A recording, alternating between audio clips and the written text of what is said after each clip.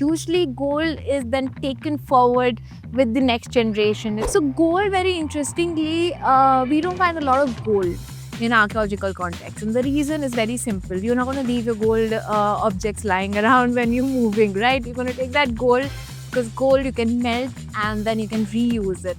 Now, how did the use of gold really started in the Indian society? It goes back to sort of the earliest evidence we find of usage of gold is in the Neolithic period in Mehergarh, and then we have gold in Indus or Harappan civilization. There are many theories as to where the gold was coming from. Now, Kolar mines have always been one of the most important sources of gold in India. Still today is one of the most important sources of gold.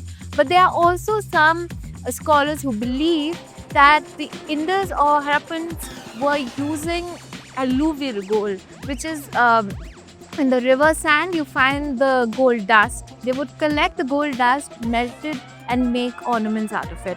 But gold was used sporadically, especially by people who can afford. Gold has always been that symbol of wealth, which has still remained in our society, and it has this ability to sort of mold. You can melt it and make something else if you don't want, and a lot of our mothers do that, right? If I don't like a design, if I don't like her old design, she will just take it to a jeweler, make a new jewelry out of it, and then hand over as a heirloom. So that is something which has always remained part of the subcontinent's cultural milieu and has not changed, which is fascinating. And this is the reason why we find only broken sort of flakes, at times, even tiniest speck of gold in archaeological remains, which we have to really carefully sieve from the sediment that we are digging. So we rarely find a hoard.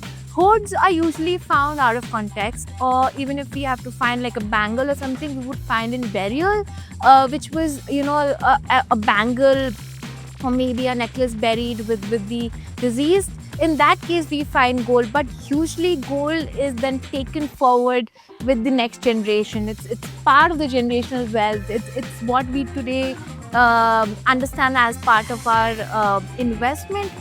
Must have been a thought even in ancient times, and that thought has never changed at all.